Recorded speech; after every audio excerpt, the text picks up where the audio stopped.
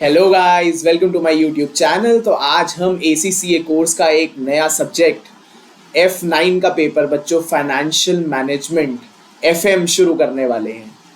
बहुत ही interesting paper है और मानिए मेरी बात की मज़ा आ जाएगा ये पेपर करने में। बट सिर्फ अपने आप से ईमानदारी रखनी है, अपने आप से ये वादा करना है कि हम जो भी चीज़ करेंगे ईमानदारी से करेंगे और पूरी मेहनत से करेंगे, कोई चीज़ छोड़कर नहीं जाएंगे क्योंकि सब चीज़ें इंपॉर्टेंट होती है। हमारा प्रोफेशनल पेपर में बच्चों वी डोंट नो कि क्या क्या चीज़ें कहीं से भी आ जाए, हमें नहीं पता होता कि कोई भी चीज़ कहीं से भी आ सकती है। तो हमारे को अपने आप को ये प्रॉमिस करना है कि हम सारी चीज़ें ईमानदारी से ढंग से कर जाएंगे और अपनी पूरी मेहनत अपना पूरा लगन लगाकर हम वो पेपर को अटेम्प्ट करेंगे और उसमें मास्टरी हासिल करेंगे बच्चों। तो चलिए आज F9 का पेपर शुरू करेंगे। तो उससे पहले मैं आपको एक ब्रीफ दे देता हूँ पेपर के बारे में। पेपर का पैटर्न बता देते हैं आपको। फाइनेंशियल मैनेजमेंट बच्चों इस सब्जेक्ट का नाम है, फाइनेंशियल मैनेजमेंट। और बच्चों इसमें आपके 3 सेक्शंस आते हैं। पेपर का 3 पार्ट्स होते हैं। सेक्शन ए,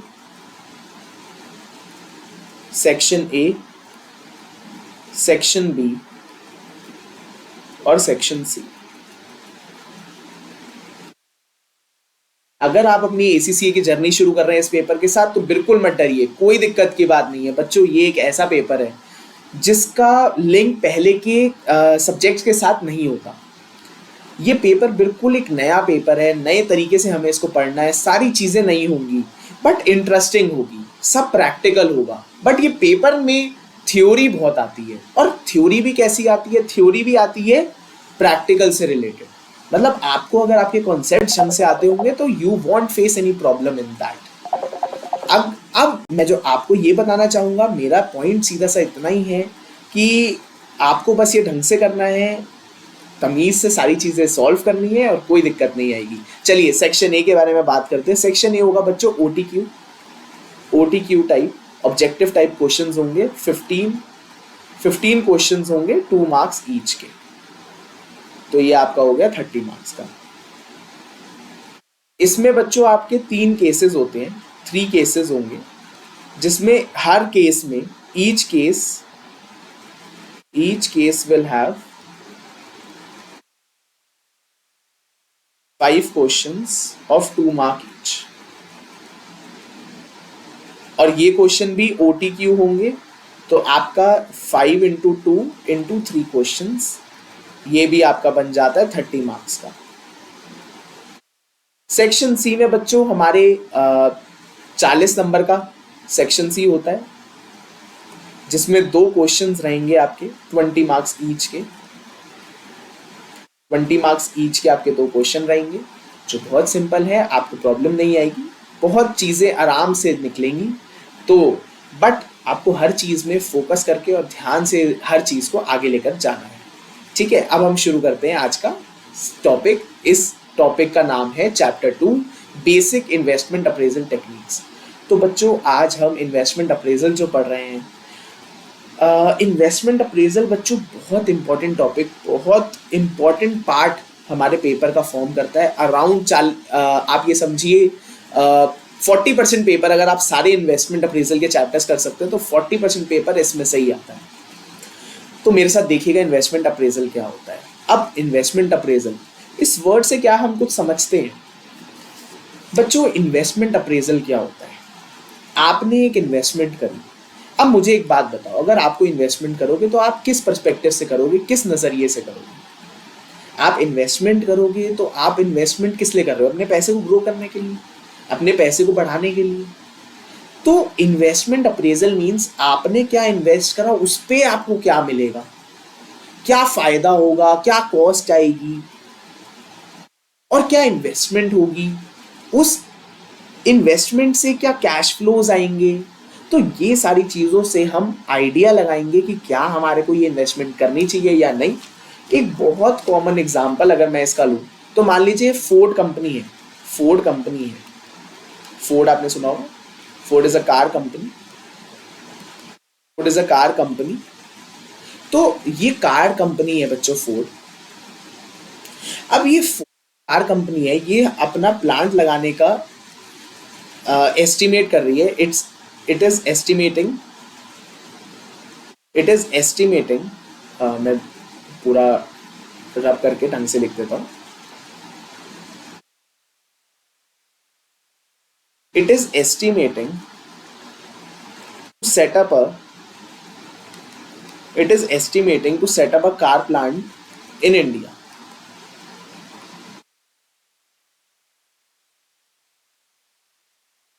अब वो जो फोर्ड कंपनी है ये सोच रही है कि इंडिया में कार प्लांट लगाया जाए जिसमें यहीं से ही गाड़ियां मैन्युफैक्चर होगी और डिस्पैच होगी। तो ठीक है जी, फोर्ड ये जो कार कंपनी है ये अगर अपनी इन्वेस्टमेंट करना चाहे तो ये किस तरीके से करेगी?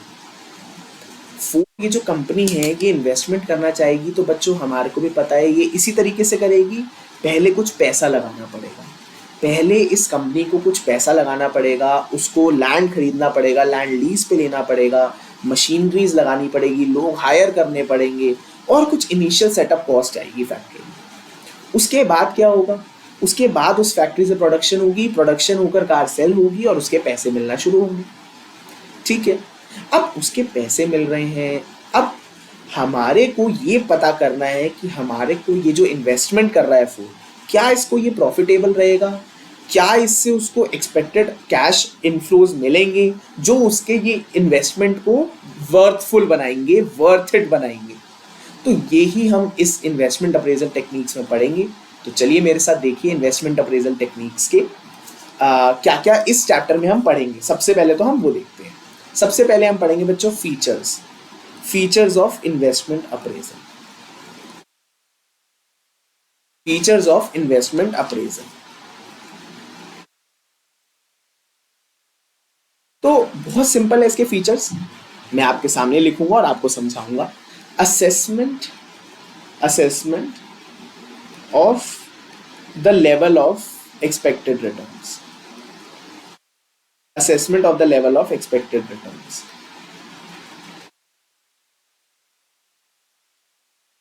और दूसरा फीचर है estimates of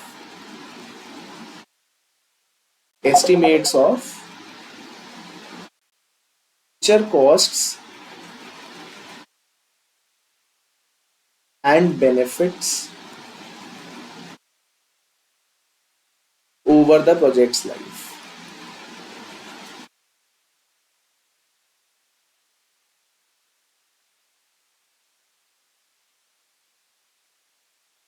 दो फीचर्स हैं। सबसे पहले हम शुरुआत करते हैं assessment of the level of expected returns. अरे भाई हमारे को ये इन्वेस्टमेंट करके मिलेगा क्या?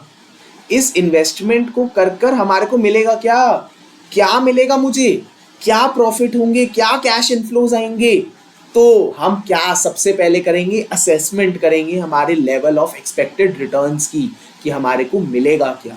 दूसरा estimates of future cost and benefit over the project's life। तो अब हम ये एस्टिमेट करेंगे कि क्या इसकी कॉस्ट आएगी, क्या कैश आउटफ्लो होगा और क्या कैश इनफ्लो होगा, क्या बेनिफिट्स हो सकता है बच्चों कैश इनफ्लो, बट क्या कोई और बेनिफिट नहीं हो सकते। मैं आपको एक एग्जांपल देता हूं। एक एग्जांपल देखिए, रिलायंस जियो। बच्चों आपने जरूर सुना होगा इस कंपनी के बारे में, बहुत लोगों के पास इसके सिम होंगी। तो Jio is a communication company, it's a telecommunication company. बच्चों जियो का काम है सिम हमारे को नेटवर्क सर्विसेज प्रोवाइड करना, कम्युनिकेशन सर्विसेज प्रोवाइड करने का, नेटवर्क सर्विसेज प्रोवाइड करने का। जियो जब आया बच्चों तो क्या आपको लगता है कि ये प्रॉफिटेबल वेंचर था? शायद नहीं। भाई अंबानी जी ने फ्री में सर्विसेज दी सबको। तो अब आप कहेंगे सर ये कैसा बिजनेस है, क्या कर रहे हो भाई, अंबानी जी को तो आता नहीं। लेकिन ये हमारे को ध्यान रखने की चीज है कि जब हम ये रिलायंस जियो का एग्जाम्पल देखते हैं, रिलायंस जियो के बारे में देखते हैं, तो हमारे को क्या पता चलता है? अंबानी जी ने ना एक बहुत बड़ी मार्केट शेयर कैप्चर करा। He captured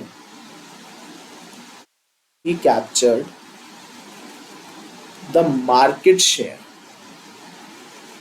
he captured the market share.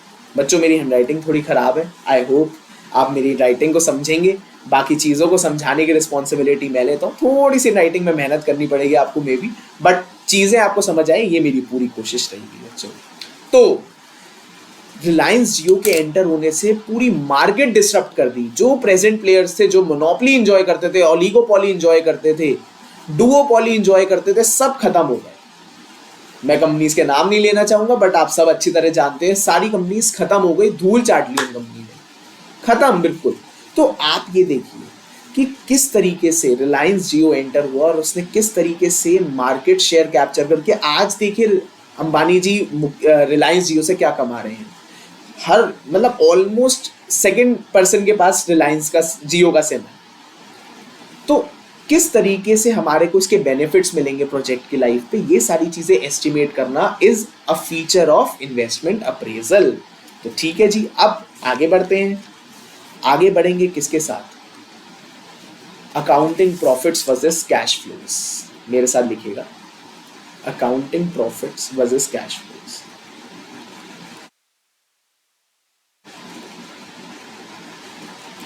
Accounting profits versus cash flows.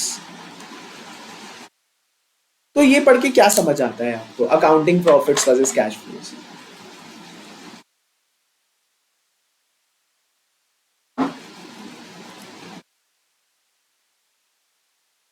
Sir accounting profits versus cash flows ये क्या चीज है बच्चों? अगर मैं आपको कहूं प्रॉफिट और कैश में क्या डिफरेंस है, तो कोई मेरे को बता सकता है? सोचिए आप क्या डिफरेंस होगा। मैं एक आपको एग्जांपल देता हूं। मान लीजिए बच्चों, मैंने अपनी फर्म में, अपनी कंपनी से 1 साल के अंदर 100 करोड़ का प्रॉफिट कमाया। बट जब आपने मेरी बैलेंस शीट देखी तो आपको पता चला कि मैंने जो भी सेल करी वो सारी उधार पे थी, वो सारी क्रेडिट थी। जो परचेजेस करी वो कैश थी, एम्प्लॉइज को पैसा भी दिया नहीं है। तो इससे आप क्या समझते हैं कि भाई प्रॉफिट तो हुआ बट क्या कैश मिला? अरे बच्चों, प्रॉफिट और कैश दोनों अलग चीजें हैं, दोनों एक अलग चीज है। भाई हो सकता है आपको प्रॉफिट रियलाइज हुआ हो, प्रॉफिट हुआ हो, बट जरूरी नहीं कि आपके पास कैश भी हो। It is not necessary that you will have cash also.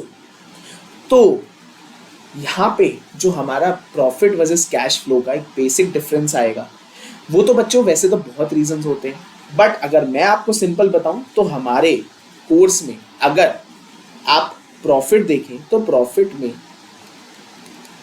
डेप्ट जो होता है, डेप्ट इज ऑलरेडी माइनस्ड, ऑलरेडी डिडक्टेड। तो अगर मेरे को प्रॉफिट से कैश फ्लो पर जाना है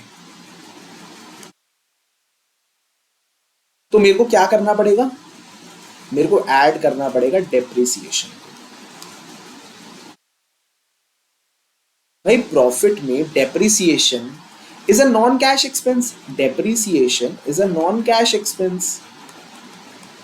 वैसे तो बच्चों बहुत सारी चीजें इंपैक्ट करती है, बट हमारे पेपर ने एक चीज सिंपल कर दिया, आप मेरे साथ लिख भी सकते हैं, एक नोट डाल लीजिए। Generally to convert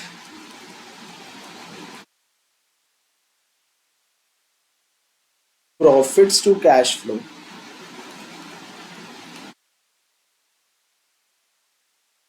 or vice versa,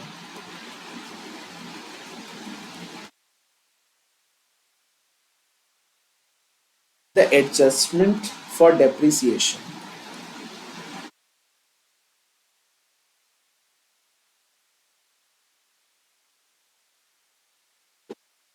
will be required.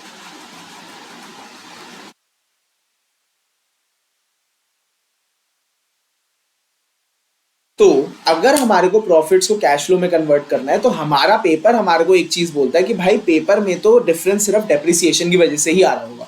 बहुत सारी चीजें होती है बच्चों जिस वजह से डेप्रिसिएशन, और भी चीजें हो सकती है डेप्रिसिएशन के अलावा जिस वजह से प्रॉफिट और कैश फ्लो में डिफरेंस हो, बहुत सारी चीजें हो सकती है। बट हमारा पेपर क्लियरली ये बोलता है कि भाई हमारे पेपर में तो डिफरेंस आएगा ओनली एंड ओनली डेप्रिसिएशन की वजह से।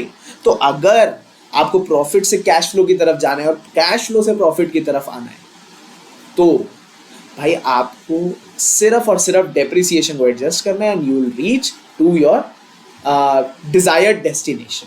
ठीक है जी। तो अब नेक्स्ट पॉइंट के साथ आगे बढ़ते हैं और देखिए मेरे साथ जो कैश फ्लो हमने पढ़ा, बट हमारे पेपर के लिए एक चीज बहुत इंपॉर्टेंट है, ये टर्म बहुत इंपॉर्टेंट है, relevant cash flows. Relevant cash flows, relevant cash flows, ये बहुत इंपॉर्टेंट है हमारे पेपर के लिए। तो मुझे बताएंगे रेलेवेंट कैश फ्लोज क्या होगा, कैसे होगा? भाई ये रेलेवेंट कैश फ्लो क्या है, सबसे पहले तो मेरे साथ वो देखिए। Relevant cash flows are futuristic,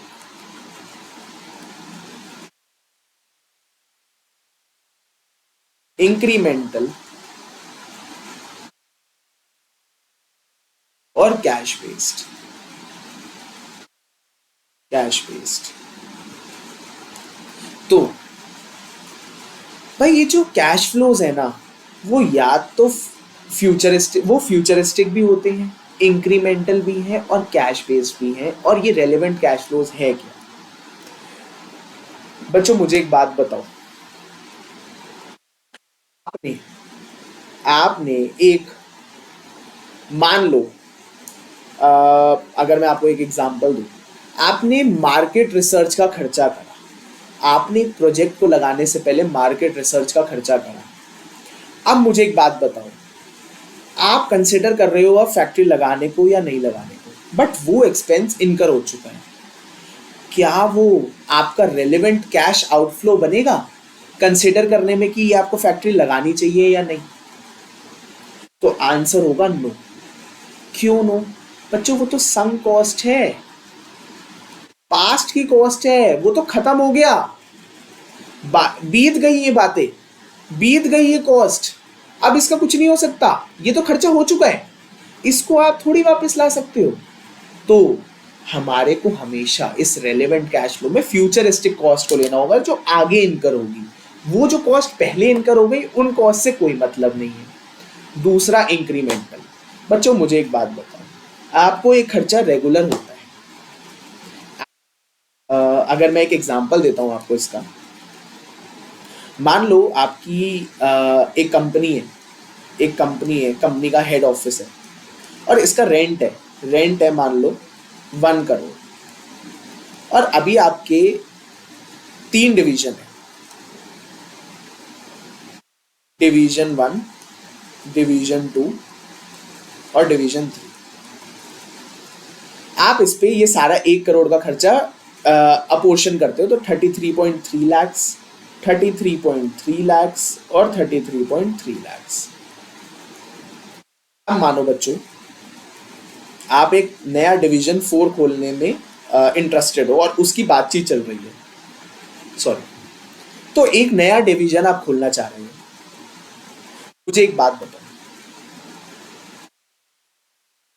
क्या ये 1 करोड़ का खर्चा एक आपका रेलेवेंट कैश फ्लो बनेगा इस डिवीजन 4 को लगाने के लिए या ना लगाने के लिए? तो आंसर है नो। सर क्यों नो? बच्चों मुझे एक बात बताओ, ये 1 करोड़ का जो रेंट हेड ऑफिस का आता है वो तो आता ही रहेगा, ये डिवीजन लगे या ना लगे ये रेंट तो आता ही रहेगा। तो क्या मैं ये प्रोजेक्ट लगाऊं, इससे क्या फर्क पड़ेगा कि इसको मैं अपोर्शन करके उस पे कॉस्ट इसकी दिखाऊं? ये क्या इंक्रीमेंटल है? क्या डिवीजन 4 की वजह से कुछ हेड ऑफिस का एक्सपेंस बढ़ रहा है? नहीं, वो तो पहले से ही वैसे ही आ रहा है। और अगर ये लगता है या नहीं लगता, इस बात से तो कोई फर्क नहीं पड़ेगा कि ये 1 करोड़ के एक्सपेंस को एलोकेट करें या नहीं। तो ये एक रेलेवेंट कैश फ्लो नहीं है। इस इंक्रीमेंटल ये इंक्रीमेंटल नहीं है, तो ये रेलेवेंट कैश फ्लो में काउंट नहीं होता है। ठीक है जी। अब थर्ड, कैश बेस्ड। बच्चों ये तो सिंपल है, these are cash, these are cash. तो ये तो सिंपल है, दीज आर कैश। भाई कैश फ्लोज का मतलब ही कैश है, होना कैश चाहिए, तो these are cash, that's it. तो इतना सिंपल सा है हमारा ये कॉन्सेप्ट, बट मेरे साथ कुछ और बातें भी देखिए। अब कुछ लिखवा भी देते हैं आपको। Accordingly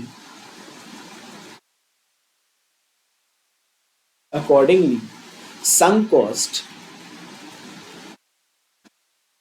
committed cost, committed cost,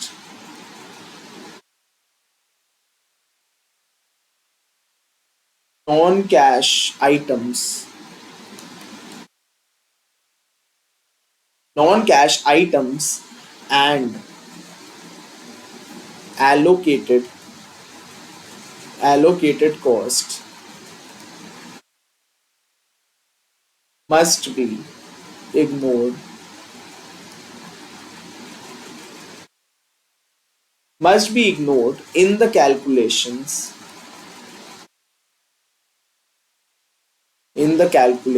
for investment appraisal.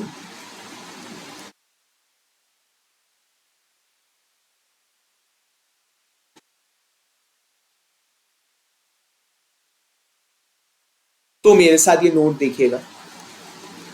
Accordingly sunk cost, भाई संक कॉस्ट जो कॉस्ट हो चुकी है, उस कॉस्ट का क्या फर्क पड़ता है अगर हम ये प्रोजेक्ट लगाएं या ना लगाएं? भाई मार्केट एक्सपेंस तो हो चुका है, मार्केट रिसर्च का एक्सपेंस तो हो चुका है। अब ये प्रोजेक्ट लगे या ना लगे, इस बात से क्या फर्क पड़ेगा कि हम वो वाली कॉस्ट, मतलब वो वाली कॉस्ट का इसमें इंक्लूड होने का कोई मतलब नहीं बनता। क्यों नहीं बनता? क्योंकि जो एक्सपेंस इंकर हो चुका है, अब वो इंक्रीमेंटल तो नहीं है। अब आप ये प्रोजेक्ट लगाओ या नहीं लगाओ, वो तो एक्सपेंस हो चुका है। तो मैं इस प्रोजेक्ट को इवैल्यूएट करते हुए क्यों ऐसी कॉस्ट लूं जिसके होने या ना होने से कोई फर्क ही नहीं पड़ता? तो संक कॉस्ट को आप इंक्लूड नहीं करेंगे।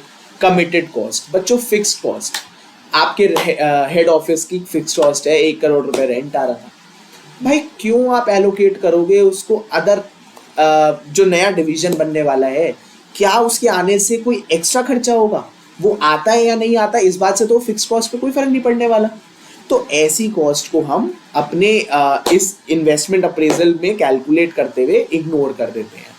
तीसरी चीज नॉन कैश आइटम्स। बच्चों नॉन कैश आइटम्स को हम इंक्लूड नहीं करेंगे, जैसे कि डेप्रिसिएशन, ये सारी चीजों को हमारे को इसमें इंक्लूड नहीं करना है। तो आई होप आपको ये चीज समझ आई होगी। अब एलोकेटेड कॉस्ट, एलोकेटेड कॉस्ट का एग्जांपल वही रेंट वाला रह सकता है। भाई एलोकेटेड कॉस्ट कोई बड़ी भी कॉस्ट थोड़ी है, कोई एक्स्ट्रा कॉस्ट थोड़ी आ रही है उसके उस प्रोजेक्ट के लगने से। तो इन सारी कॉस्ट को इन्वेस्टमेंट अप्रेजल कैलकुलेट करते हुए इग्नोर कर दिया जाता है। आगे देखिए मेरे साथ, एक पॉइंट नोट करिए।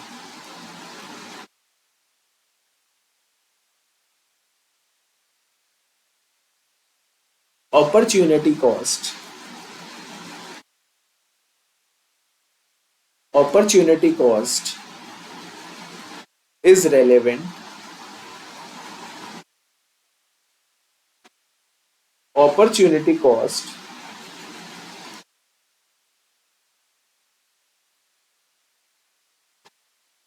are the cash flows, are the cash flows in relation to the next best alternative.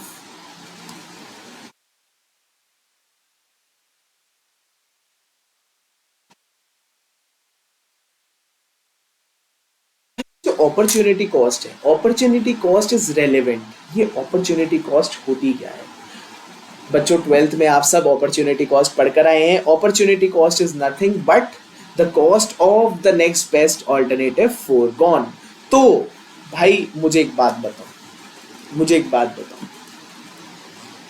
मान लो मैं सिंगर हूँ, बहुत अच्छा गाना गाता हूँ मैं, पंजाबी सिंगर हो, जो आपका फेवरेट सिंगर हो आप वो मान लो मेरे को, ठीक है। मान लो मेरा 1 अगस्त के दिन यूएसए में शो है, भाई यूएसए में शो है, और इस शो के लिए मेरे को मिल रहे हैं मान लो $100 million। $100 मिलियन मेरे को ये शो करने के लिए मिल रहे हैं, ठीक है। अब मेरे को लंदन से फोन आता है, मेरे को लंदन से क्वीन एलिजाबेथ का फोन आता है। वो कहती है सर आप प्लीज हमारे आके 1 अगस्त के दिन परफॉर्म करो। तो 1 अगस्त के दिन मेरे को इनवाइट आता है कि 1 अगस्त के दिन आप लंदन में आके परफॉर्म करो। बट मैंने तो ये शो जो है मेरे को ऑफर मिल चुका है 100 मिलियन का। अब मुझे एक बात बताओ, मैंने प्रॉमिस भी कर दिया कि मैं यहाँ पे आऊंगा, यूएस आऊंगा। मुझे एक बात बताओ, अगर मैं लंदन जाता हूँ तो मैं कितने पैसे मांगूंगा? क्या मैं 100 मिलियन से कम ले लूंगा या 100 मिलियन से ज्यादा लूंगा? 100 मिलियन से ज्यादा लूंगा। क्यों लूंगा? भाई मेरे जो 100 मिलियन तो मेरे को मिलने ही वाले थे। अगर मैं लंदन ना जाऊं तो 100 मिलियन तो मेरे को मिल ही रहे हैं। तो भाई मैं अगर पैसे लूंगा भी तो मैं 100 मिलियन से तो ज्यादा लूंगा। मैं पैसा लूंगा तो 100 मिलियन से तो ज्यादा लेने वाला है। क्यों लूंगा? भाई मैं जो पैसा मेरे को मिलने वाला है वो तो मिलेगा ही। अगर मैं इसको छोड़ के कहीं दूसरी जगह जाऊंगा तो भाई मेरे को पैसा भी तो ज्यादा मिलेगा, ज्यादा मिलना चाहिए। इसका एक और एग्जांपल, अगर आपने स्कैम 1992 देखी है तो उसमें मिस्टर हर्षद मेहता जब गाड़ी खरीदने जाते हैं, लेक्सस कार खरीद रहे होते हैं, तो वो बताते हैं कि भाई वो कार जो है उनके कॉम्पिटिटर को सोल्ड है। तो वहां पर अगर वो भाई एग्जैक्ट तो फिगर्स में कोई याद नहीं, बट मान लीजिए 40 लाख की वो कार थी। अगर हर्षद जी जो है वो कहते कि भाई मैं आपको 35 लाख देता हूँ, मेरे को कार दे दो, तो क्या वो देता? नहीं देता। उन्होंने क्या करा? उन्होंने पैसे बढ़ा कर दिए। क्यों दिए? अरे भाई उसको इतने पैसे तो मिल ही रहे हैं, वो मेरे को क्यों बेचेगा? हर्षद जी ने सोचा उतने पैसे तो उसको मिल ही रहे हैं, 40 लाख तो उसको मिल ही रहे हैं, वो मेरे को कार क्यों बेचेगा? उसको कुछ ज्यादा दूंगा तभी तो बेचेगा। तो opportunity cost is always relevant. Opportunity cost is relevant. ये चीज आपको बिल्कुल ध्यान रखनी है बच्चों, ठीक है। तो आई होप आपको ये चीज समझ आई होगी। अब हम आगे बढ़ते हैं नेक्स्ट टॉपिक के साथ, investment appraisal techniques.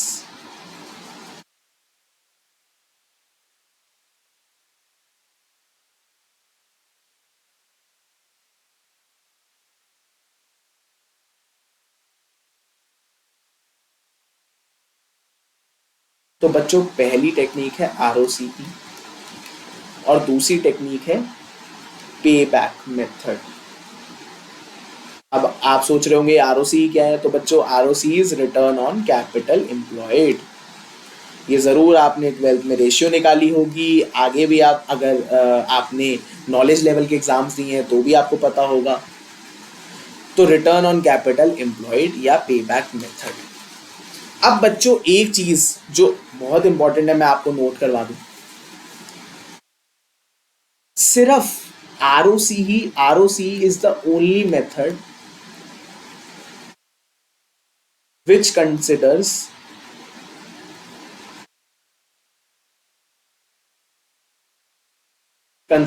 accounting profit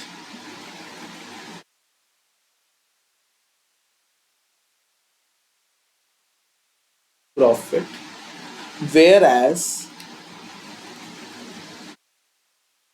all other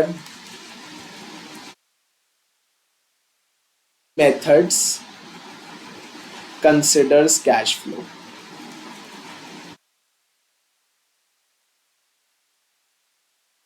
very very very important, very important.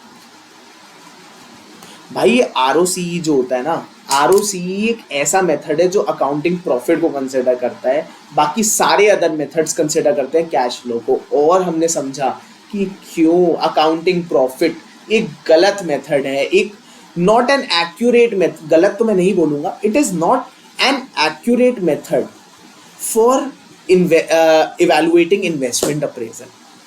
भाई प्रॉफिट्स तो हो सकते हैं, हो सकता है, बट वो प्रॉफिट्स अगर रियलाइज ही नहीं हुए तो उन प्रॉफिट्स का मतलब क्या है? भाई आपके पास पैसा है नहीं, कैश है नहीं, और आप बोल रहे हो भाई हमने तो इतनी सेल कर दी। क्या फायदा भाई ऐसी सेल का? क्या फायदा है ऐसी सेल का? क्या करोगे सेल का जब आपको कुछ मिला ही नहीं, कोई पैसे ही नहीं मिले?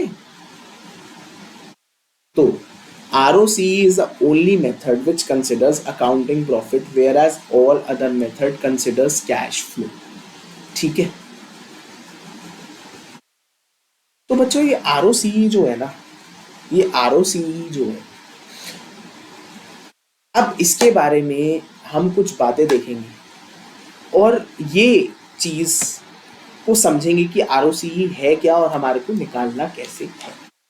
तो आरओसीई मेरे साथ देखिए। आरओसीई आरओसीई बच्चों निकालने के दो तरीके हैं। सबसे पहला मेथड है initial initial capital cost method. Initial capital cost method.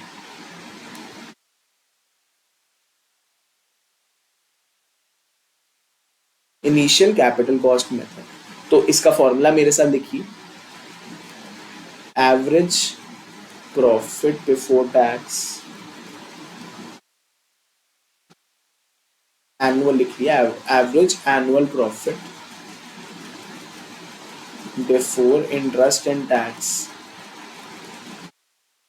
Upon initial capital cost, initial capital cost into 100। और दूसरा फॉर्मूला ये है हमारा average capital investment method. Average capital investment method.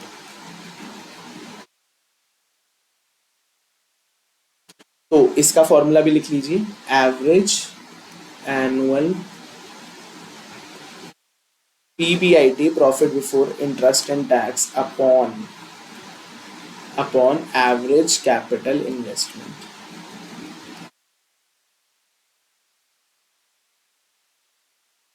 Into 100। तो बच्चों सबसे पहले तो हम देखेंगे इनिशियल कैपिटल कॉस्ट मेथड क्या है। ये मेथड बच्चों क्या बताता है, कैपिटल एम्प्लॉयड पे क्या रिटर्न मिला, कैपिटल एम्प्लॉयड पे क्या रिटर्न मिला। ठीक है सर।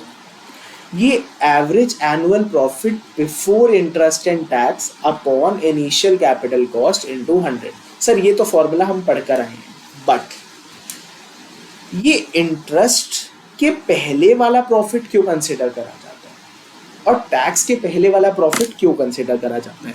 तो मेरे साथ देखिए बच्चों, इंटरेस्ट, मुझे एक बात बताइए, कंपनी ए है और कंपनी बी है, दोनों एक प्रोजेक्ट लगाना चाहती है, बट इंटरेस्ट तो दोनों कंपनी के लिए वेरी कर सकता है। भाई इंटरेस्ट तो कंपनी की औकात बताएगा ना। अगर कंपनी की औकात नहीं है तो इंटरेस्ट ज्यादा होगा, वो बोरो ज्यादा करेगी। अगर कंपनी की औकात है तो कंपनी इंटरेस्ट की कॉस्ट ज्यादा नहीं बेयर करेगी।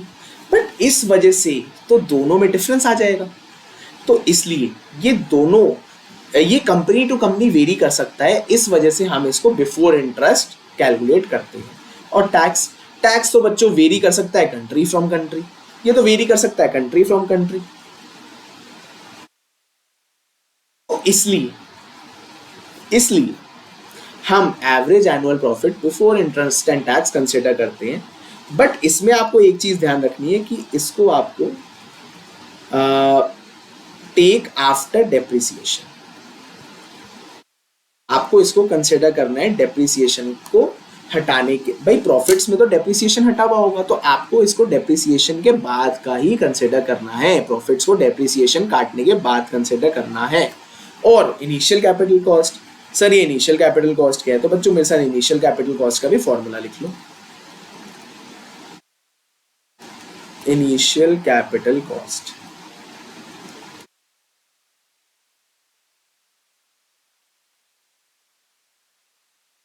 तो पहला cost of new assets bought, cost of new assets bought plus net book value of existing assets to be used.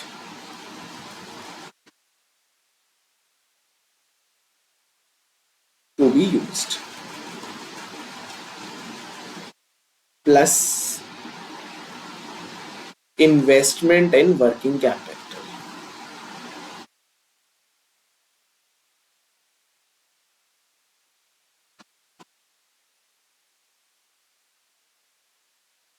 और थर्ड कैपिटलाइज्ड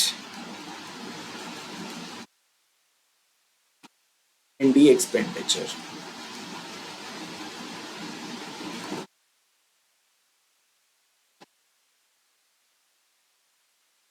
तो ये इनिशियल कैपिटल कॉस्ट क्या होगी बच्चों? सबसे पहले तो cost of new assets what, भाई जो भी आप इस प्रोजेक्ट के लिए कोई नया एसेट खरीदते हो उसकी कॉस्ट आ गई, ठीक है। फिर net book value of existing assets to be used. भाई मान लो आपके पास कोई और एसेट्स पड़े थे, आपके पास एसेट्स थे, वो आपने इस प्रोजेक्ट में ट्रांसफर कर दिए, तो जो भी उस दिन की बुक वैल्यू होगी वो भी इंक्लूड हो जाएगी कैपिटल में। Plus investment in working capital, भाई मान लो आपने वर्किंग कैपिटल में कुछ इन्वेस्टमेंट करी, वो भी इंक्लूड हो जाएगी इस वर्किंग कैपिटल के अंदर, ठीक है। फिर आपने मान लो R&D एक्सपेंडिचर को कैपिटलाइज करा। भाई मैं आपको एग्जांपल दे देता हूँ, अगर आपने FR पढ़ा है तो उसमें IAS होता है, स्पेसिफिक बताएगा वो इन सब चीज़ों के बारे में। बट मैं आपको एक चीज़ बता दूँ बच्चों, रिसर्च एंड डेवलपमेंट, मान लो एक फार्मा कंपनी है, इसके लिए रिसर्च एंड डेवलपमेंट कॉस्ट बहुत हैवी हो सकती है, बहुत ह्यूज हो सकती है। तो ऐसी कॉस्ट जब तक रिसर्च फेज में होती है तब तक तो इसको कंपनीज मानती, भाई हमारी जो लॉज हैं, अकाउंटिंग स्टैंडर्ड्स है, वो मानते हैं कि इसको हमारे को कैपिटलाइज नहीं करना चाहिए। बट जब ये डेवलपमेंट फेज में चले जाते हैं तो बहुत एक्सपेंडिचर होता है, बहुत हेवी एक्सपेंडिचर होता है, और ये डेवलपमेंट में जब चला जाता है तो हमारा जो IAS है हमारे को वो रिकमेंड करते हैं कि आप इसको कैपिटलाइज कर सकते हैं, एसेट्स में दिखा सकते हैं।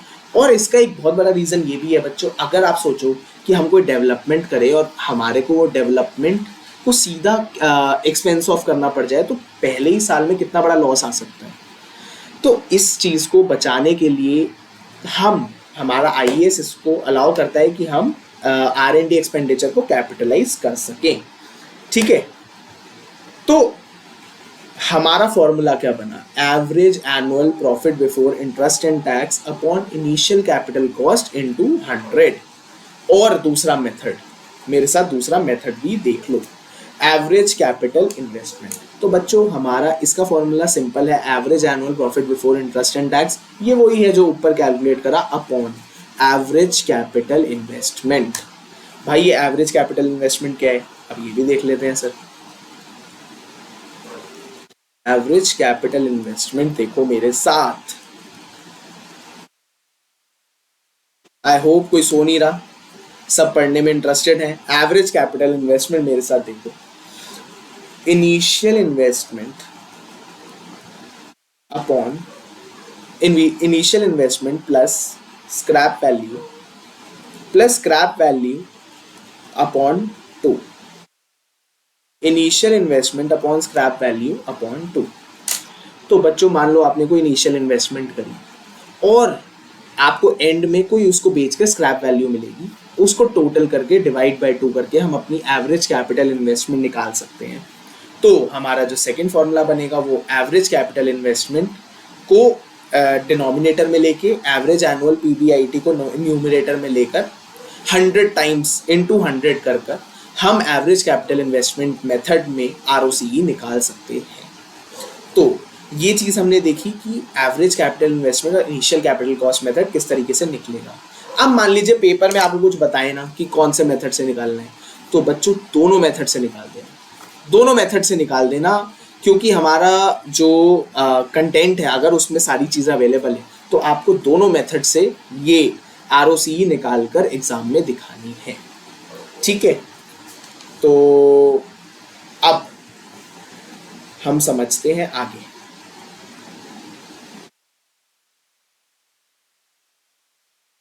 आगे मेरे साथ देखो,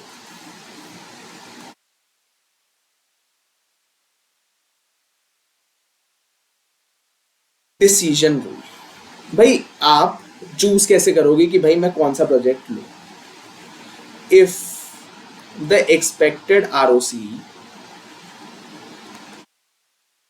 ROCE is greater than the target ROCE, then accept the project। अगर आपकी expected return on capital employed, मैं इसको क्लियर लिख देता हूँ, रिटर्न ऑन, अगर आपकी expected return on capital employed ज़्यादा है आपकी target return on capital employed से, तो इस प्रोजेक्ट को एक्सेप्ट कर लो। इसका क्या मतलब है सर? तो भाई इसका मतलब ये, मान लो आपका प्रोजेक्ट आपको देता है 20% की रिटर्न ऑन कैपिटल एम्प्लॉयड, मतलब आपकी कैपिटल एम्प्लॉयड पे आपको आपका ये जो प्रोजेक्ट है ये 20% की रिटर्न देगा, और आपकी जो टारगेट रिटर्न है, टारगेट आरओसीई है, वो है मान लो 18% की। तो इस केस में आपको क्या करना चाहिए? इस केस में भाई हमारे को ये प्रोजेक्ट कर लेना चाहिए, क्या कर लेना चाहिए बताओ? एक्सेप्ट। भाई आपको आपकी इन्वेस्टमेंट से, आपको आपकी इन्वेस्टमेंट से ज़्यादा बेनिफिट मिल रहा है, जितना आपने टारगेट करा है उससे ज़्यादा बेनिफिट मिल रहा है, तो why not accept the project. तो आई होप आप ये चीज़ समझे। आगे बढ़ते हैं नेक्स्ट टॉपिक के साथ। नेक्स्ट टॉपिक है इसकी एडवांटेजेस और डिसएडवांटेजेस। तो मेरे साथ इसकी एडवांटेजेस और डिसएडवांटेजेस देख लीजिए। एडवांटेज है सिंपल टू कैलकुलेट है, हाँ भाई सिंपल है, कैलकुलेट करना इजी है, हमारे को तो वैसे मुश्किल लगता है बट ये कह रहे हैं सिंपल है, ठीक है बच्चों, मजाक तो हो गया। देखा जाए तो असली में बहुत सिंपल है आरओसी कैलकुलेट करना, प्रॉफिट्स अपॉन कैपिटल एम्प्लॉयड बहुत ईजी है। फिर links with other accounting measure. Disadvantages देखें तो project life is not considered, बहुत इंपॉर्टेंट पॉइंट। भाई आपको ये तो आपने देखा ही नहीं कि कितने साल तक रिटर्न देगा, कितने साल तक रिटर्न देगा, ये देखना बहुत जरूरी है। दूसरा, timing of cash flow is also ignored. भाई आपने ये, आपको यही नहीं पता कि कैश फ्लो आएंगे कब, कैश फ्लो की टाइमिंग्स भी आपने कंसिडर नहीं करी है, प्रेजेंट वैल्यू को भी इग्नोर कर दिया है, ठीक है। Different accounting policies can impact its value. बच्चों आरओसी प्रॉफिट्स, प्रॉफिट ना हमेशा is subject to change with change in accounting policies. अगर आप अकाउंटिंग पॉलिसीज में कोई चेंज करते हो तो इससे आप अपना प्रॉफिट्स भी चेंज कर सकते हो। तो अगर मैनेजमेंट चाहे तो अपने प्रॉफिट्स को मैनिपुलेट करके आरओसी को भी मैनिपुलेट कर सकती है। It may ignore working capital. Fifth, it does not measure absolute gain. तो ये एब्सोल्यूट गेन को भी मेजर नहीं करता है, ये एक परसेंटेज गेन को रिप्रेजेंट करता है, this does not refer absolute gain, ठीक है। अब मेरे साथ नेक्स्ट टॉपिक पे बैक पीरियड, पे बैक पीरियड पर आ जाओ।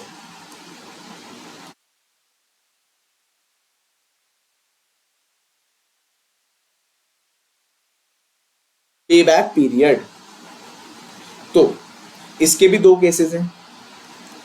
In case of constant annual cash flows,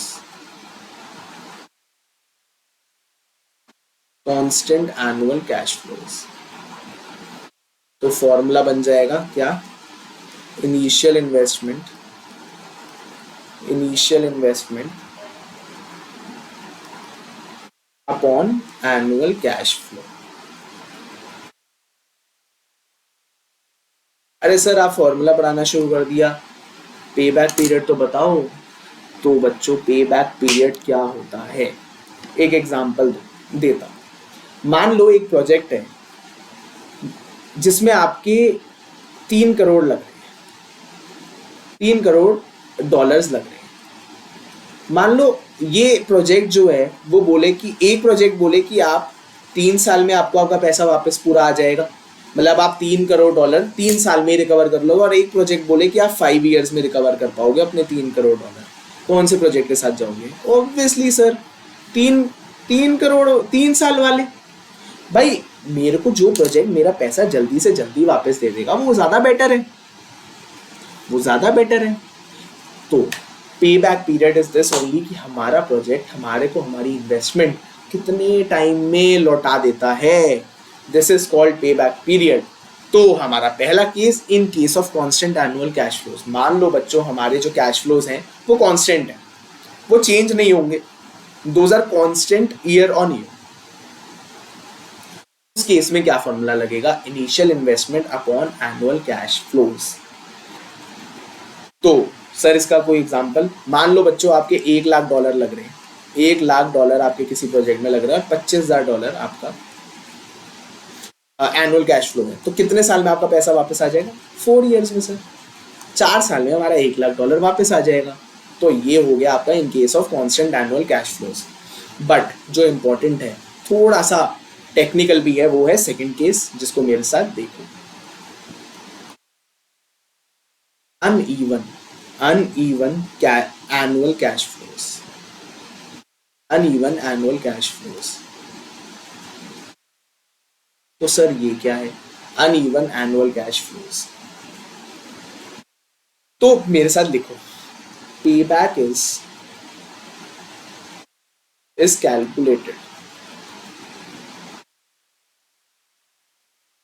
by working out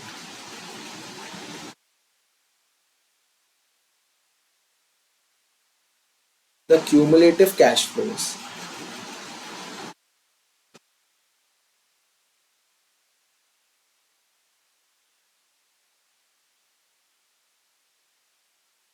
over the life of the project।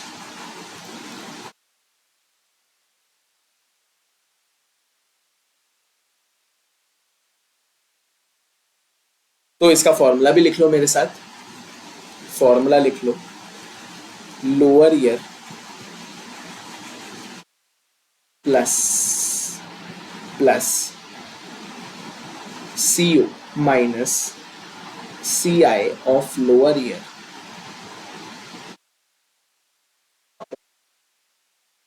CI of upper year minus CI of lower year into higher year minus lower year।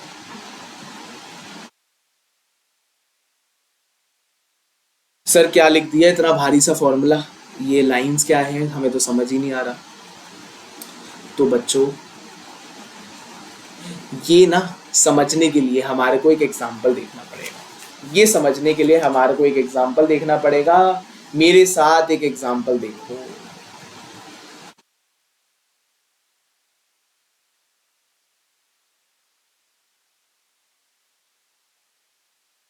ये वाला example मेरे साथ देखो बच्चों।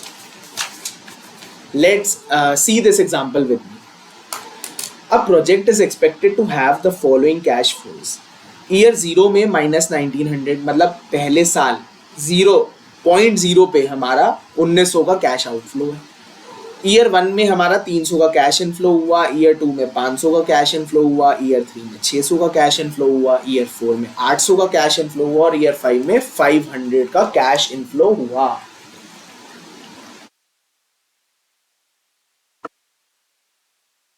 What is the expected payback period? तो मेरे साथ देखो, इसको निकालने का एक तरीका होता है। हमारे को ना बच्चों क्यूमुलेटिव कैश फ्लोज निकालने पड़ते हैं इसको कैलकुलेट करने के लिए। तो मेरे साथ ये टेबल भी बनाना, ईयर 0 ईयर लिख लियो, कैश फ्लो लिख लियो और क्यूमुलेटिव कैश फ्लो लिख लिया। ईयर 1 2 3 4 और 5, ठीक है। ईयर 1 2 3 4 और 5 हमारा कैश फ्लो कितने का हुआ? पहले साल में 300 आए, दूसरे साल में 500 आए,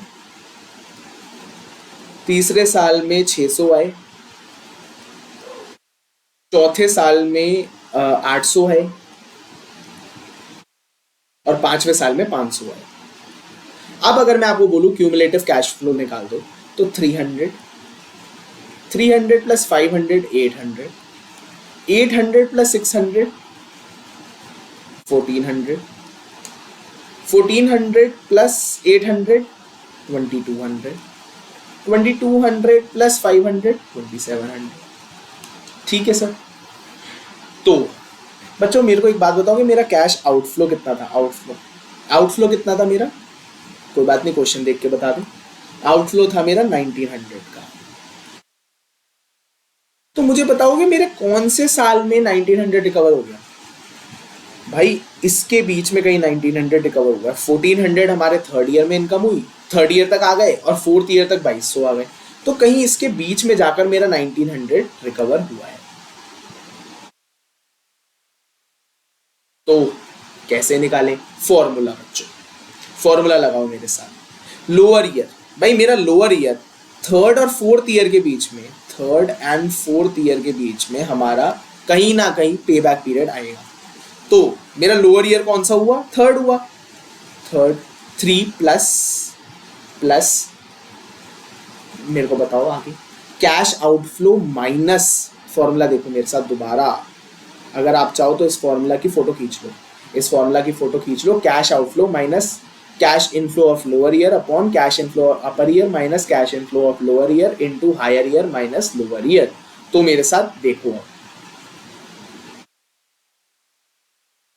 3 प्लस कैश आउटफ्लो 1900, इसमें से आप माइनस क्या करोगे?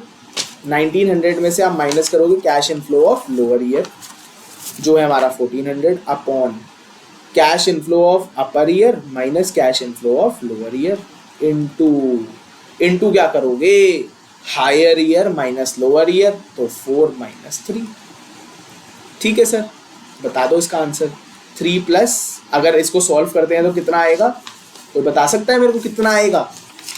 कोई बात नहीं, यहाँ तो शायद आप सुन नहीं सकते, मैं ही बता देता हूँ। 3 प्लस 500 अपॉन 800 आया। तो 3 प्लस 500 अपॉन 800 जो कि हमारा बन गया 3 प्लस 0.625 और 3.625 ईयर्स। अब सर ये 0.625 कैसे करें? तो 0.625 को मल्टीप्लाई कर दो 12 मंथ से, तो ये आपका अराउंड निकल कर आ जाएगा 8 मंथ्स के अराउंड। तो 3 ईयर 8 मंथ्स आपका आंसर हो गया। आंसर आपके सामने है।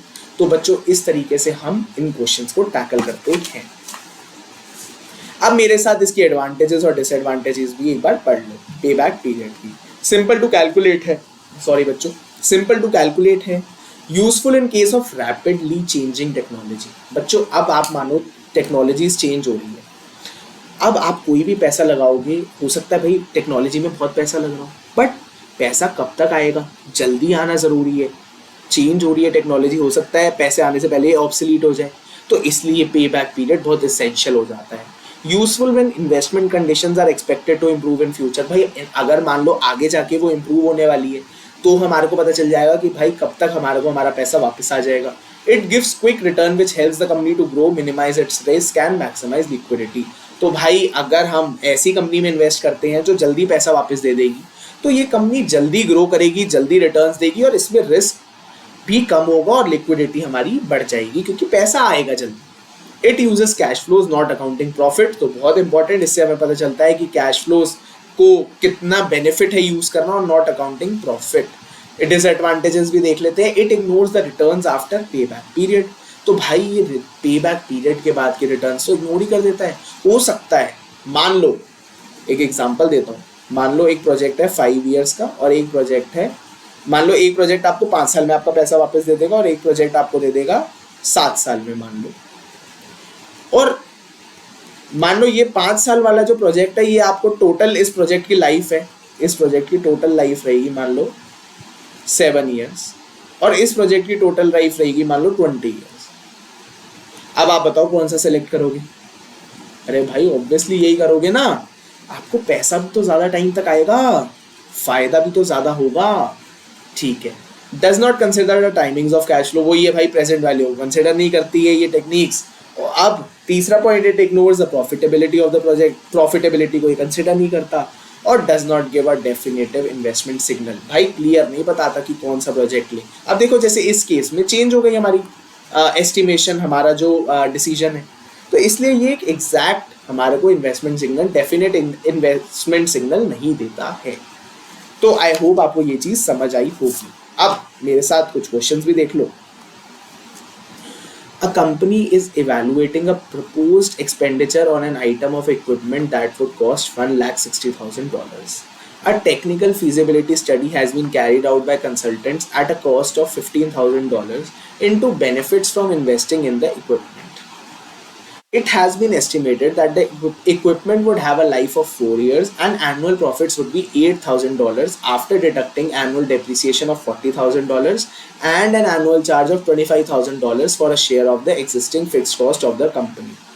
What are the relevant cash flows for this? अरे भाई क्या क्या बोल दिया। तो हमारे को ना बच्चों इसमें बताना है हमारा रेलेवेंट कैश फ्लो क्या क्या है इस केस में। तो मुझे बता सकते हो? मैं पहले तो आपको ये बता देता हूँ क्या क्या चीजें हमारे को दे रखी है। तो एक दे रखा है कॉस्ट ऑफ इक्विपमेंट, एक तो दे रखा है कॉस्ट ऑफ इक्विपमेंट जो आ रहा है 1,60,000, ठीक है। एक दे रखी है मार्केट रिसर्च की कॉस्ट,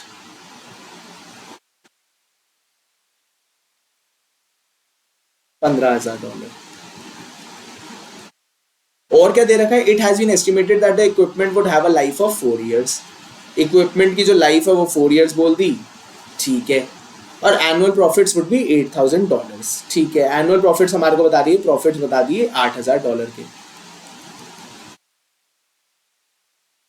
डेप्रिसिएशन जो है हमारा वो है $40,000 का एंड एन एनुअल चार्ज, ये भी डिडक्टेड है, मतलब ये दोनों चीजें डिडक्टेड है। Annual charge of 25,000 share for existing fixed cost of the company.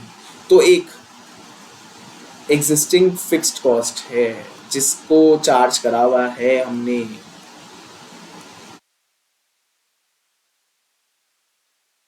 तो भाई मेरे को कोई कैश फ्लो बता सकता है? भाई cash flow it is simple भाई। प्रॉफिट में हमारा जो डेप्रिसिएशन है क्या वो कैश एक्सपेंस है? कैश एक्सपेंस नहीं है तो ऐड बैक कर दो। तो ये हो गया 40,000 प्लस 8,000, 48,000 हो गया। और फिक्स्ड कॉस्ट भी हमने हटाई हुई है तो भाई इसको भी ऐड कर दो प्लस 25,000। तो ये हमारा कितना आ गया? 73,000, ठीक है जी। तो 73,000 हमारे इनफ्लोज हो गए और 1,60,000। अब क्या ये कॉस्ट ऑफ इक्विपमेंट हमारे को रेलेवेंट है? भाई प्रोजेक्ट लूँ या नहीं लूँ, क्या ये कॉस्ट ऑफ इक्विपमेंट का ये देखना पड़ेगा मेरे को अमाउंट? बिल्कुल देखना पड़ेगा। मार्केट रिसर्च जो हो चुकी है तो ये हो गई संक कॉस्ट, और संक कॉस्ट को तो हम रेलेवेंट कैश फ्लो मानते ही नहीं हैं। तो ये तो नहीं होगा, ये होगा और ये भी होगा, ये भी कंसिडर हो गया और ये भी कंसिडर करके हमारा कैश इनफ्लो जो बना वो $73,000 का बना और cost of equipment cash outflow सिर्फ $1,60,000 का। तो इस तरीके से अब अगर हमारे को मैं आपसे पूछूं कि इसमें मेरा को मेरा क्या बनेगा, मतलब क्या चीज़ कितना मेरे को नेट रिजल्ट नेट इंक्रीमेंट मेरे को मिलेगा, तो भाई $73,000 मिलेंगे 4 साल तक और इसमें से मेरे को 1,60,000 पे करने हैं। तो भाई फायदा ही फायदा है। आप कैलकुलेट करिए मेरे साथ और बताइए क्या हमारे को फायदा होगा या नुकसान होगा। मेरे साथ कैलकुलेट करो और बताओ क्या फायदा होगा या नुकसान होगा। मैं भी कर लेता हूँ कैलकुलेट आपके साथ, ये आपके साथ कैलकुलेट कर लेता हूँ। 73,000 इंटू 4 माइनस ये आपका निकल कर आता है 2,92,000 माइनस 1,60,000। तो भाई बहुत बढ़िया फायदा है, कर लो प्रोजेक्ट में इन्वेस्ट, ठीक है। चलिए आगे देखिए। A project involves the immediate purchase of an item of plant costing $1,10,000. It would generate annual cash flows of $24,400 for 5 years starting in year 1. The plant purchased would have a scrap value of $10,000 in 5 years when the project terminates. ठीक है जी। तो हमारे को निकालना है determine the project's ROCE using initial capital cost और average capital investment। भाई हमारे को ना कैश फ्लो दे रखे हैं, कैश फ्लो से हमारे को जाना पड़ेगा प्रॉफिट्स की तरफ। तो कैश फ्लो में क्या करूं? कैश फ्लो से प्रॉफिट की तरफ जाने के लिए क्या करूं? इसमें से डेप हटा दूं। डेप हटा दो, ठीक है जी, डेप हटा देते हैं। तो 24,400, मेरे को पहले तो डेप कैलकुलेट करके बताओ, डेप कितना होगा, depreciation 1,10,000 minus 10,000 scrap value upon 5 years, तो मेरा डेप आ गया 20,000। मेरे कैश फ्लोज हैं 24,400,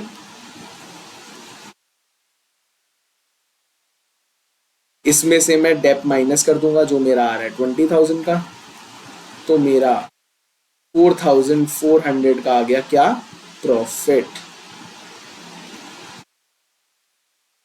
ठीक है, तो मेरा प्रॉफिट निकल कर आ गया। अब हमें और क्या करना है भाई, इनिशियल कैपिटल कॉस्ट के थ्रू निकाल दो। तो इनिशियल कैपिटल कॉस्ट के थ्रू निकालता हूं तो क्या आंसर बनेगा भाई, पीबीआईटी ऊपर ले लिया 4,400, डिवाइड किससे करूं, बताओ बताओ बताओ, इनिशियल कैपिटल कॉस्ट में सर इससे करो ना, कर देते हैं जी, आप कह रहे हो तो 1,10,000,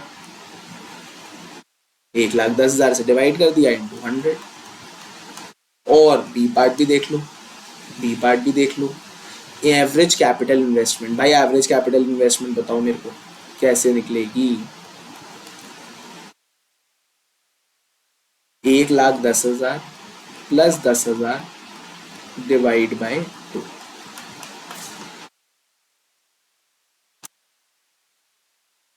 तो ये आ गई मेरी 60,000। एवरेज कैपिटल इन्वेस्टमेंट मेरी निकल कर आ गई 60,000। तो मेरा क्या आरओसी कोई बता सकता है, 4,400 अपॉन 60,000 इंटू 100, कैलकुलेट करो दोनों।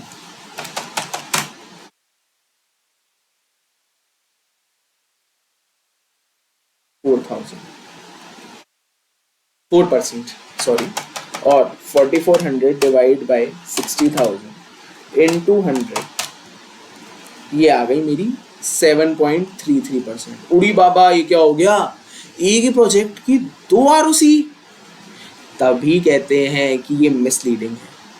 भाई आप ये सोचो, एक ही प्रोजेक्ट की 2 आरओसी आ रही है, इससे क्या नुकसान हो सकता है। मान लो जब कोई मैनेजमेंट चाहेगी कि कोई प्रोजेक्ट एक्सेप्ट हो जाए, तो वो एवरेज कैपिटल इन्वेस्टमेंट के थ्रू निकालकर अपना आरओसी बढ़ा देगी। और अगर मैनेजमेंट चाहेगी ये प्रोजेक्ट एक्सेप्ट ना हो, तो वो इनिशियल कैपिटल कॉस्ट के थ्रू आरओसी निकाल देगी। तो इससे हमें क्या पता चलता है कि ये मिसलीडिंग है, ये सही पिक्चर को रिप्रेजेंट नहीं करता और हमारे को डेफिनेटिव इन्वेस्टमेंट सिग्नल भी नहीं देता है ये। तो आरओसी की एक बहुत बड़ा डिसएडवांटेज है ये चीज़ आपको ध्यान रखनी है बच्चों। ठीक है, आगे बढ़ते हैं, आगे बढ़ते हैं। ये वाला क्वेश्चन देखो मेरे साथ, ये वाला क्वेश्चन देखो मेरे साथ। A project requires an initial investment of $8 lakh and then earns net cash inflows as follows। ठीक है, ईयर 1 में 100, 2 में 200, 3 में 400, 4 में 400, 5 में 300 एंड सो ऑन। ठीक है, in addition at the end of the 7-year project the assets initially purchased will be sold for $1 lakh। ठीक है, scrap value they the. Determine the project's ROC using initial capital cost और average capital investment। ठीक है sir, कोई दिक्कत नहीं है, अब हमारे को सब आता है, हम बेवकूफ थोड़ी हैं। चलो मेरे साथ देखो बच्चों, सबसे पहले हमारे को कैश इनफ्लोज दे रखे हैं, हमारे को आरओसी निकालने के लिए क्या चाहिए होता है, आरओसी निकालने के लिए चाहिए हमारे को प्रॉफिट। कैश इनफ्लो से प्रॉफिट पे जाना है तो डेप्रिसिएशन को कर दो माइनस डेप्रिसिएशन। तो मेरे को डेप्रिसिएशन बताओ कितना होगा, 8 लाख माइनस 1 लाख अपॉन 7, तो 1 लाख का डेप्रिसिएशन आ जाएगा।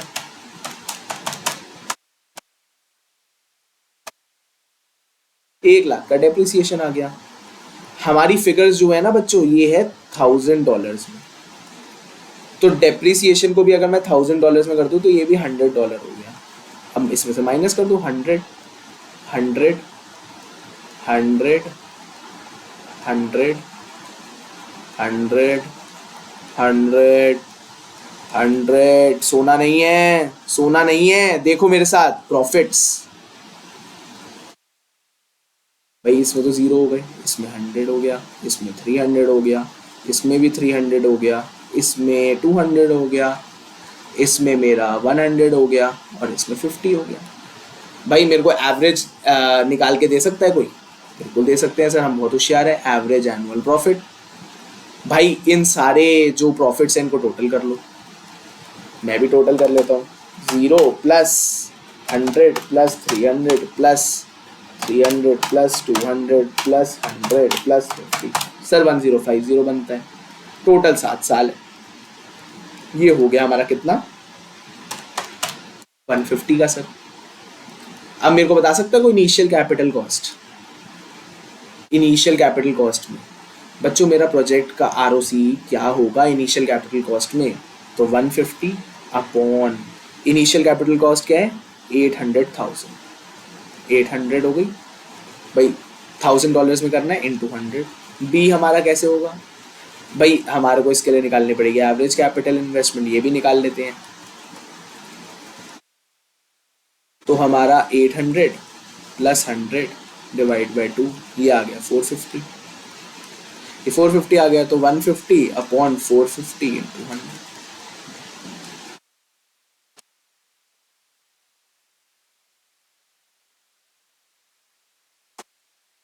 ये आ गया मेरा 18.75%।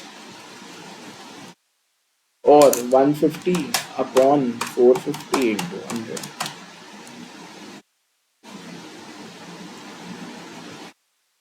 ये आ गया मेरा 33.33%। तो आपने देखा कितना आसान क्वेश्चन है। बस सिंपल सी चीज़ ये है कि हमारे को अपने माइंड को एक्टिवेट रखना है, सारी चीज़ों को सोचकर समझकर स्टेप्स लेने हैं। ठीक है, अब मेरे साथ एक और क्वेश्चन देखो। A project will involve spending $1.8 million। Now annual cash flows from the project would be $350,000। What is the expected payback period? तो भाई ये तो सिंपल वाला है, सिंपल है ये तो। इसमें तो हमारा कुछ नहीं करना। $18 लाख डिवाइड बाय $3.5 लाख कितना बनता है? तो बता सकता है मेरे को?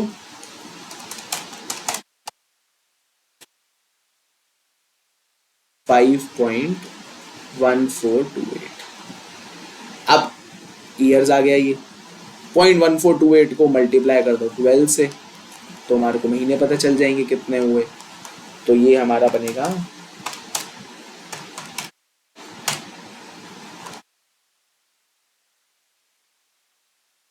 1.7 मंथ्स और 2 मंथ्स ले लो राउंड ऑफ करके, तो 5 years 2 months हमारा आंसर आ गया। It is as simple as that. तो बच्चों मुश्किल कुछ नहीं है, मुश्किल कुछ भी नहीं है। इट इज जस्ट कि हमारे को हर चीज प्रैक्टिस करके ढंग से समझकर करनी होती है एंड हमारी चीज सॉल्व हो जाती है। एक क्वेश्चन और देखना मेरे साथ।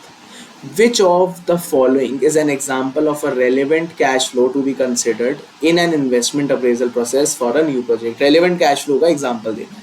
Market research expense already incurred, sunk cost है भाई, नहीं होगा, अब तो हम मास्टर हो गए हैं। Additional tax that will be paid on extra profits generated, incremental तो है, अभी तक तो लग रहा है ठीक है भाई। Centrally allocated overhead that are not a consequence of undertaking the project, तो ये भी नहीं होगा, सेंट्रली एलोकेटेड ओवरहेड्स हैं। और टैक्स अलाउएबल डेप्रिसिएशन, अरे भाई डेप्रिसिएशन तो कैश फ्लो ही नहीं होता, तो रेलेवेंट क्या, ये तो कैश फ्लो ही नहीं है, तो ये भी नहीं है। इसका मतलब हमारा आंसर है सेकंड। अब आप सोच रहे होंगे additional tax that will be paid on extra profit generated, और हम पहले बात कर रहे थे कि टैक्स कंसिडर नहीं करते। तो बच्चों समझो, आप मुझे एक बात बताओ, मान लो फॉर एन एग्जाम्पल मैं बिजनेस करता हूँ, मेरा 1 करोड़ का, इंडिया में मैं हूँ, और एक मैं बिजनेस जर्मनी में भी सोच रहा हूँ करने का। मान लो 1 करोड़ का मेरे को दोनों से फायदा होगा, 1 करोड़ का 1 साल में। मेरा इंडिया में टैक्स जाएगा मान लो 10 लाख, और जर्मनी में मेरा टैक्स जाएगा मान लो 50 लाख। तो बताओ कहाँ बिजनेस करना पसंद करोगे? सर ऑब्वियसली यहीं करेंगे। भाई इतना टैक्स चला जाएगा अगर, तो क्या फायदा, क्या फायदा बिजनेस करने का? बंद कर दो ऐसे बिजनेस को। भाई 50 लाख चले गए, मतलब बंद तो नहीं करना, हम ज्यादा इमोशन में बह गए, बट आप ये समझो आप किस में करना चाहोगे। तो ये एडिशनल टैक्स जो होता है ना बच्चों, ये बहुत इंपॉर्टेंट पॉइंट होता है हमारे को डिसीजन मेकिंग का। तो ये चीज़ याद रखनी है और पेपर में ढंग से कर समझ करके आना है। स्टिल हम मेरी तरफ से तो ये चैप्टर 2 कंप्लीट हो गया है। अगर आपको कोई डाउट आता है तो आप मेरे से इस नंबर पे पूछ सकते हैं। बाकी बच्चों शुरू हुए हैं पढ़ने में, पूरा ध्यान लगाना, पढ़ते रहोगे तो सारी चीज़ें क्लियर होती जाएंगी ऑटोमेटिकली। तो ठीक है, आज के लिए इतना ही करेंगे। बाय बाय बच्चों, टाटा, मिलते हैं नेक्स्ट क्लास में।